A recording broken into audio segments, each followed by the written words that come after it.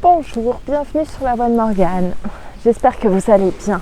Je vais reprendre la lecture des 4 filles du Docteur March, je pense. J'ai plusieurs livres avec moi que j'avais tout à fait préparés, comme vous pouvez le voir.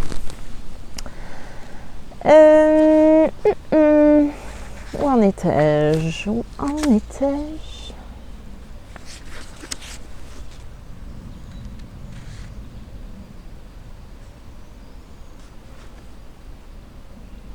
Non, c'est pas ça.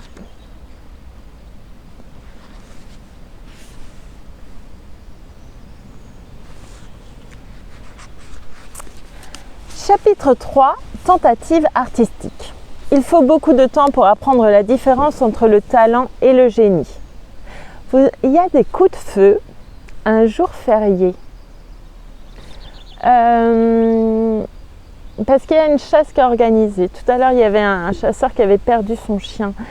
Il y avait des coups, le corps. Il y avait des cris. J'entends des coups de feu et je comprends pas. Je m'interroge sur le fait qu'on puisse tirer un jour férié, tirer des coups de feu un jour férié, tandis qu'on ne peut pas tondre sa pelouse, par exemple. Ça, c'est une interrogation. J'en ai beaucoup d'autres. Sur, par exemple, que des entreprises privées aillent dans l'espace, alors qu'on n'a jamais demandé l'avis à la population, à l'humanité. Ou qu'on privatise l'eau, par exemple. Il y a plein de choses comme ça qui forment des interrogations assez... Mais comme je ne suis pas naïve, tout va bien. J'ai mes réponses assez rapidement. Chapitre 3, donc tentative artistique. Il faut beaucoup de temps pour apprendre la différence entre le talent et le génie, en particulier aux jeunes gens ambitieux. Amy apprenait cette distinction par l'adversité, car confondant enthousiasme et inspiration, elle s'essayait à tous les domaines de l'art avec une hardiesse toute juvénile. Il y eut une longue interruption des pâtés debout et elle se consacra au dessin plus délicat à la plume, pour lequel elle montrait tant de goût et de talent que ses œuvres pleines de grâce étaient à la fois plaisantes et lucratives. Mais ses yeux fatigués la poussèrent à mettre de côté plume et encre et à s'essayer avec audace à la pyrogravure. Durant tout le temps de cette crise, la famille vécut dans la peur constante d'un incendie, car une odeur de bois brûlé envahissait la maison à toute heure. De la fumée s'échappait du grenier et se répandait à une fréquence inquiétante. Des fers chauffés au rouge étaient posés pêle-mêle et Anna n'allait jamais se coucher sans un seau d'eau ni sans avoir accroché la cloche du dîner à sa porte en cas de feu. Le visage de Raphaël apparaissait effrontément exécuté sur la planche à pétrir et Bacchus sur le fond d'un tonneau de bière. Un chérubin chantant ornait le couvercle du seau de sucre et des tentatives de représenter Garrick achetant des gants à la grisette servirent de petits bois pour un temps. Passer du feu à l'huile étant une transition naturelle pour des doigts brûlés, Amy se mit à la peinture avec une ardeur en rien refroidie. Une amie artiste lui fournit de vieilles palettes, pinceaux et couleurs et elle se mit à barbouiller, exécutant des paysages pastoraux et marins encore jamais observés sur terre ou sur mer. Ces monstruosités tenant lieu de bétail auraient gagné des prix dans une foire agricole. Et le périlleux tangage de ces vaisseaux aurait provoqué un mal de mer chez le plus marin de ses spectateurs si le mépris absolu de toutes les règles en vigueur dans la construction navale et le gréement ne l'avaient pas fait se tordre de rire au premier regard. Des garçons basanés et des madones aux yeux sombres qui vous fixaient depuis un des coins de l'atelier ne vous rappelaient aucunement Murillo. L'ombre huileuse de visages bruns striés d'horribles raies de lumière au mauvais endroit était censée être du Rembrandt, de plantureuses dames et des nourrissons hydropiques du Rubens. Et Turner se manifestait sous forme de tempête de tonnerre bleu, Rubens, et de tempêtes de tonnerre bleu, d'éclairs oranges, de pluies marron et de nuages violets agrémentés d'une éclaboussure rouge tomate au milieu qui pouvait être le soleil ou une bouée, la chemise d'un marin ou la robe d'un roi au bon vouloir du spectateur. Les portraits au fusain arrivèrent ensuite. Et toute la famille se retrouva accrochée en rang, l'air aussi sauvage et crasseuse que si elle venait d'émerger d'une cave à charbon. Adoucis par des esquisses au pastel, ils étaient meilleurs, car ressemblants. On considérait que les cheveux d'Amy, le nez de Joe, la bouche de Meg et les yeux de Laurie étaient merveilleusement réussis. Un retour à l'argile et au plâtre suivi et des moulages fantomatiques de ses connaissances hantèrent tous les recoins de la maison où tombèrent des étagères, des placards sur les têtes. Des enfants furent attirés pour servir de modèle jusqu'à ce que le récit incohérent de ces mystérieuses pratiques ne conduise à ce que mademoiselle Amy soit vue sous les traits d'une jeune ogresse. Ces tentatives dans ce domaine, cependant, prirent brusquement fin à cause d'un fâcheux accident qui refroidit son ardeur. Les modèles faisant défaut depuis un certain temps, elle entreprit de mouler son propre joli pied et la famille fut un jour alertée par un choc et un cri lugubre et, se précipitant à la rescousse, ils découvrirent la jeune enthousiaste sautillant frénétiquement autour de la cabane, le pied solidement pris, une cuvette pleine de plâtre qui avait durci avec une rapidité,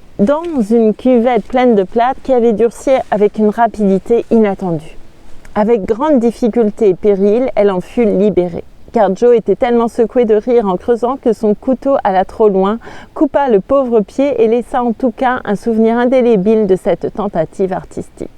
Après cet incident, Amy se calma jusqu'à ce que la manie de faire des croquis de la nature la pousse à hanter rivières, champs et bois pour réaliser de pittoresques études, regrettant de ne pas avoir de ruines à copier.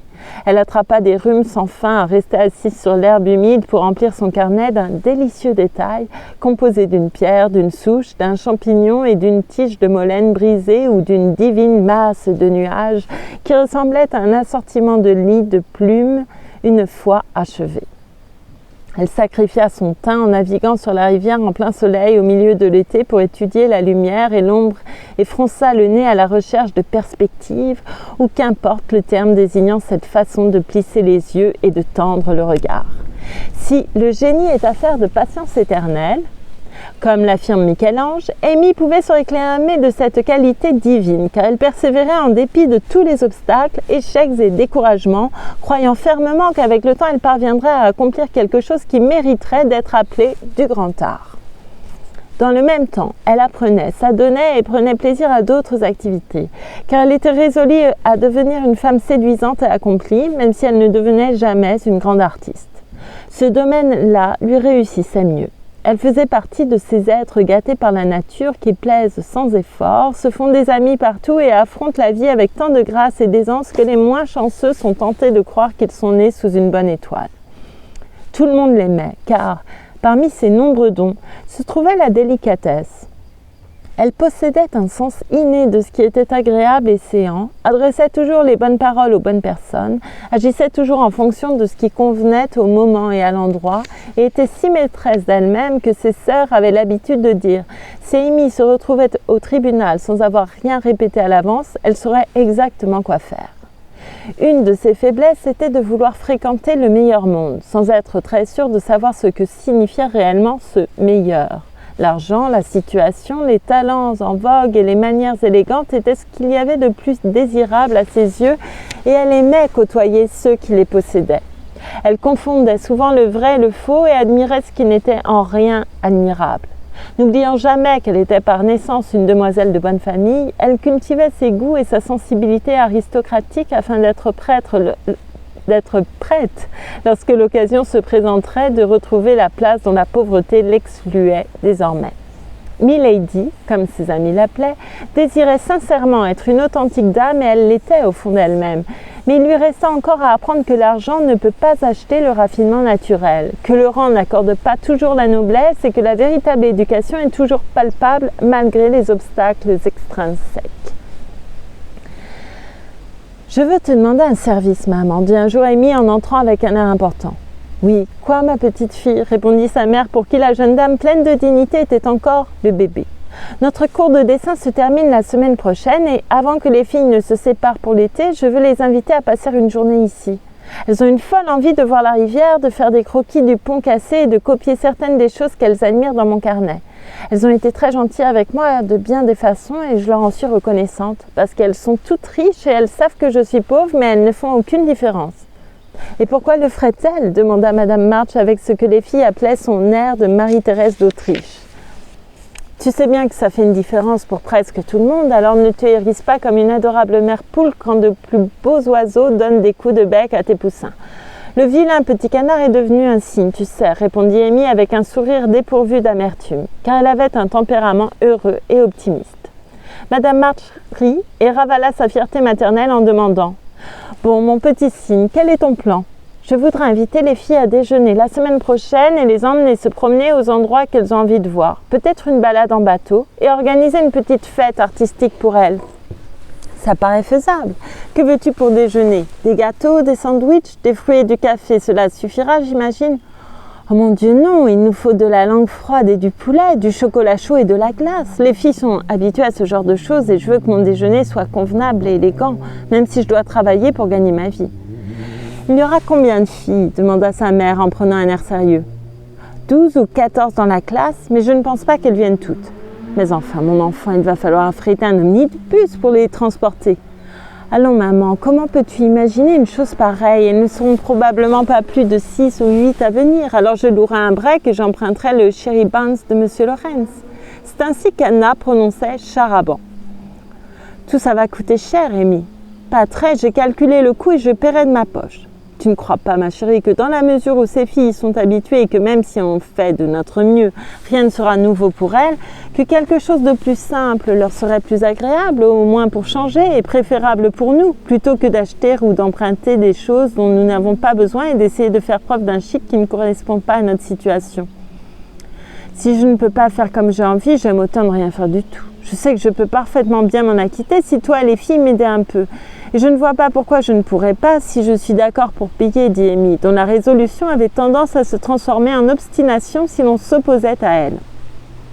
Madame March savait que l'expérience était un excellent apprentissage et chaque fois que c'était possible, elle laissait les enfants en tirer seuls les leçons qu'elle aurait été ravie de leur prodiguer de façon plus simple si elle n'élevait pas autant d'objections face aux conseils que face au sel d'Epsom ou aux feuilles de...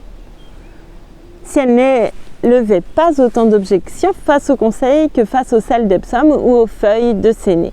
Très bien, Amy. Si tu es résolue et que tu penses pouvoir te débrouiller sans dépenser trop d'argent, de temps et de patience, je n'ajouterai plus rien. Parle-en aux filles et peu importe ce que vous décidez, je ferai de mon mieux pour t'aider. Merci maman, tu es toujours si gentille, dit Amy avant de s'éloigner pour exposer son plan à ses sœurs.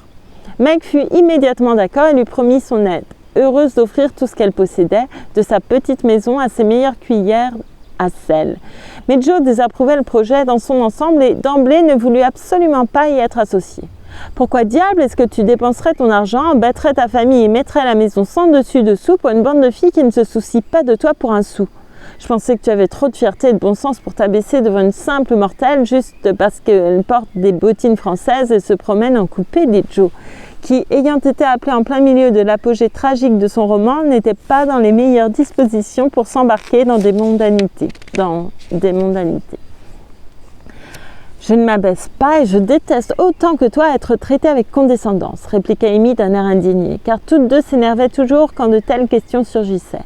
Les filles se soucient de moi et moi d'elles et elles font preuve de beaucoup de gentillesse, de sensibilité et de talent malgré ce que tu nommes des absurdités mondaines. Tu te fiches que les gens t'aiment bien, de fréquenter la bonne société et de cultiver les bonnes manières et le bon goût. Pas moi, et j'ai l'intention de profiter de chaque occasion de le faire. Toi, tu peux te balader, les coudes levés, le nez en l'air et appeler ça l'indépendance si tu as envie, moi pas.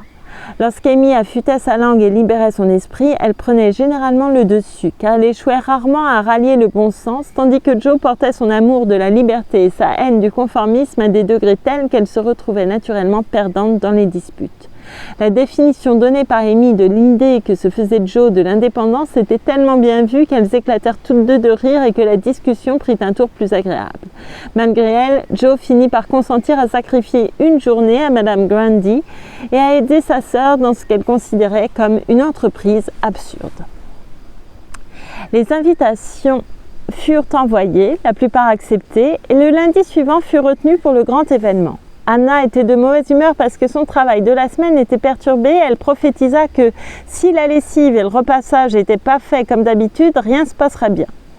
Cet accroc dans le ressort principal de la machinerie domestique eut un effet négatif sur toutes les autres préoccupations. Mais la devise d'Amy était « nil desperandum » et, ayant décidé quoi faire, elle s'y attela en dépit de tous les obstacles. En premier lieu, la cuisine d'Anna tourna mal. Le poulet était dur, la langue trop salée et le chocolat ne moussait pas comme il fallait. Puis le gâteau et la glace coûtèrent plus qu'Amy s'y attendait, ainsi que le break. Et diverses autres dépenses, qui semblaient insignifiantes au début, représentèrent finalement un montant inquiétant. Bess attrapa un rhume et resta au lit. Meg reçut une quantité inhabituelle de visites qui la retinrent chez elle et Joe avait l'esprit si embrouillé que la casse, les accidents et les erreurs furent singulièrement nombreux, graves et éprouvants. « Sans maman, je n'en serais jamais sortie », déclara Amy par la suite en s'en souvenant avec reconnaissance une fois que la meilleure farce de la saison fut totalement oubliée par tout le monde. S'il ne faisait pas beau le lundi, les jeunes filles devaient venir le mardi, un arrangement qui exaspéra Joe et Anna au plus haut point. Le lundi matin, le temps était indécis, ce qui était encore plus agaçant qu'une pluie régulière. Il envoyait un peu de bruine, quelques rayons de soleil, un peu de vent et n'arriva pas à prendre de décision avant qu'il fût trop tard pour que les autres prennent la leur. Amy fut debout à l'aube, tira tout le monde du lit et les fit se dépêcher d'avaler leur petit déjeuner pour que la maison soit bien rangée. Elle fut frappée par l'apparence particulièrement miteuse du salon, mais sans s'interrompre pour soupirer après ce qu'elle ne possédait pas, elle fit avec habileté du mieux qu'elle put avec ce qu'elle avait, disposant les chaises sur les parties usées du tapis, dissimulant les taches sur les murs avec des tableaux encadrés de lierre et garnissant les recoins vides avec des statues qu'elle avait elle-même réalisées, ce qui conférait à la pièce un côté artistique ajouté aux jolis vases de fleurs que Joe avait éparpillés partout.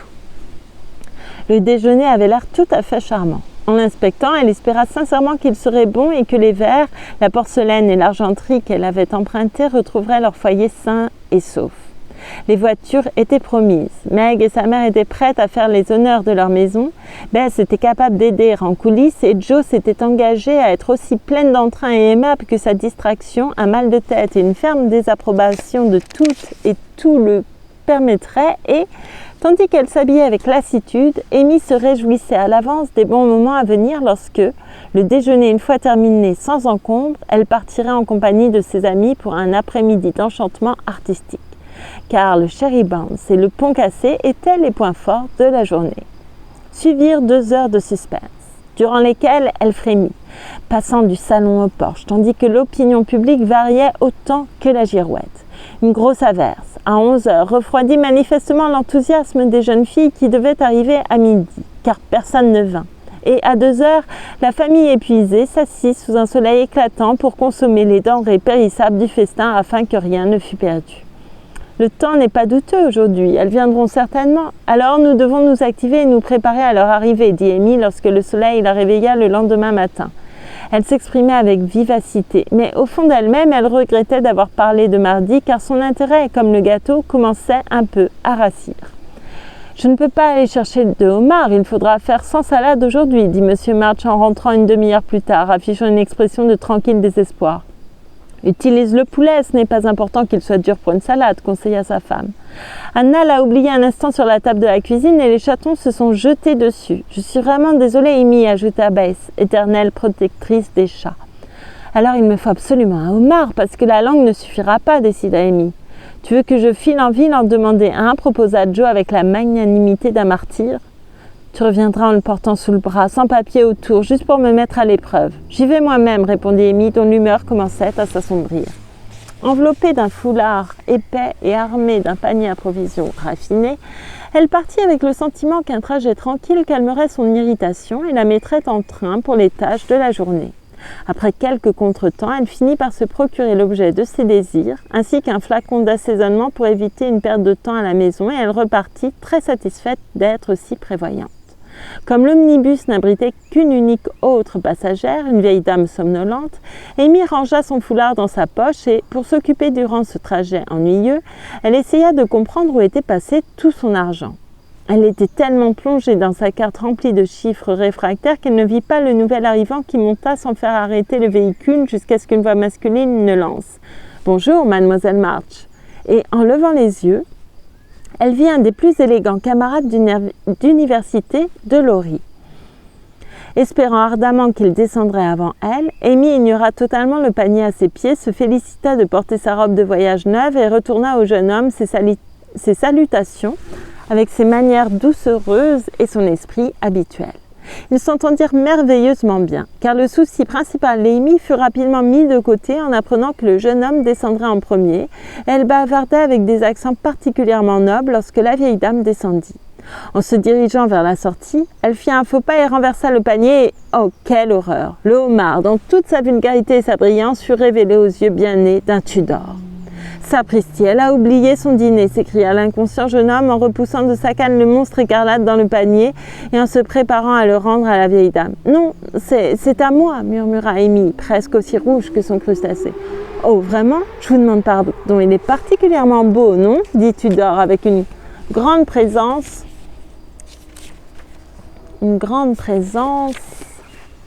d'esprit, j'imagine. D'esprit et un air sérieusement intéressé qui faisait honneur à son éducation. Amy se reprit en un clin d'œil, posa hardiment le panier sur le siège et dit en riant « N'aimeriez-vous pas goûter à la salade à laquelle il va servir et rencontrer les charmantes jeunes filles qui vont la manger ?» Elle faisait ainsi preuve de tact en faisant appel à deux des marottes qui président à l'esprit masculin. Le homard fut instantanément auréolé de plaisantes réminiscences et la curiosité concernant les charmantes jeunes filles le détourna de la comique mésaventure. J'imagine qu'il va en rire et en plaisanter avec Laurie, mais je ne le verrai pas. C'est un soulagement, se dit Amy, tandis que Tudor faisait sa révérence et partait. Une fois rentrée, elle ne mentionna pas la rencontre, même si elle s'aperçut qu'à cause du panier chaviré, sa nouvelle robe était abîmée par des filets d'assaisonnement qui serpentaient sur la jupe. Mais elle s'attela aux préparatifs qui semblaient désormais plus ennuyeux qu'auparavant et à midi, tout était de nouveau prêt. Ayant l'impression que ses voisins s'intéressaient à ses faits et gestes, elle espérait effacer le souvenir de l'échec de la veille par un grand succès le jour même. Elle commanda donc le sherry bounce et partit dans le but de retrouver et d'escorter ses invités au banquet. « J'entends un grondement, elles arrivent. Je vais les rejoindre sur le porche, ça a l'air accueillant et je veux que cette pauvre enfant passe un bon moment après tous ses soucis, » dit Madame March, joignant le geste à la parole. Mais après un coup d'œil, elle battit en retraite, affichant une expression indescriptible car, semblant perdue au milieu de cette grande voiture, seule Amy et une autre fille étaient assises. « Dépêche-toi, Beth, aide Anna à débarrasser la moitié de ce qu'il y a sur la table. Ce serait absurde de dresser une table de 12 pour une seule fille, » s'écria Joe, en descendant dans les entrailles de la maison, trop excité pour s'arrêter, ne serait-ce que pour rire. Amy entra, tout à fait calme et délicieusement cordiale, avec l'unique invité ayant tenu promesse.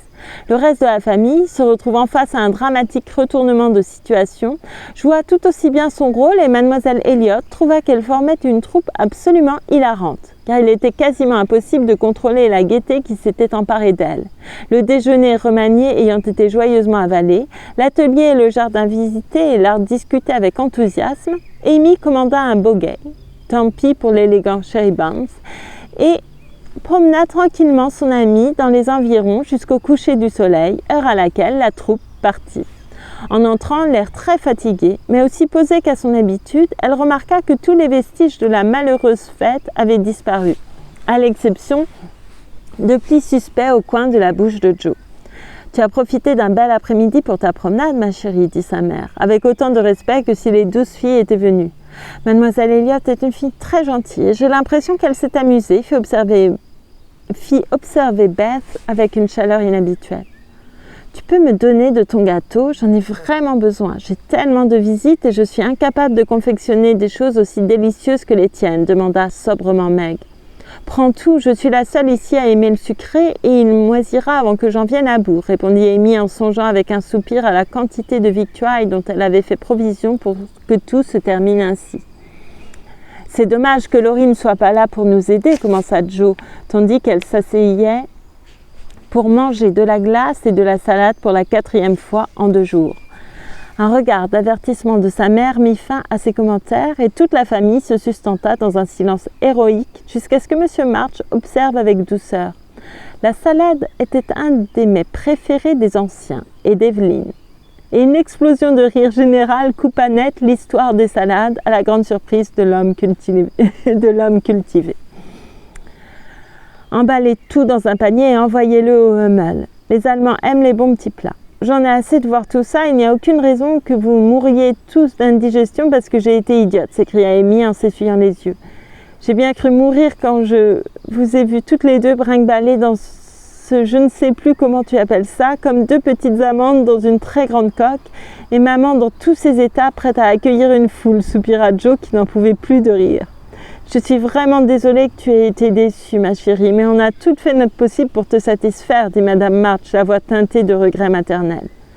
Moi, je suis satisfaite. J'ai accompli ce dont je m'étais chargée et ce n'est pas de ma faute si ça a été un échec. Je me console ainsi, dit Amy avec un léger tremblement dans la voix.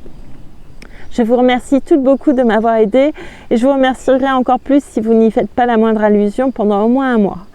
Personne n'en parla pendant plusieurs mois, mais le mot fête provoquait toujours un sourire général et le cadeau d'anniversaire de Laurie à Amy fut un minuscule homard en corail en guise de breloque pour sa chaîne de montre.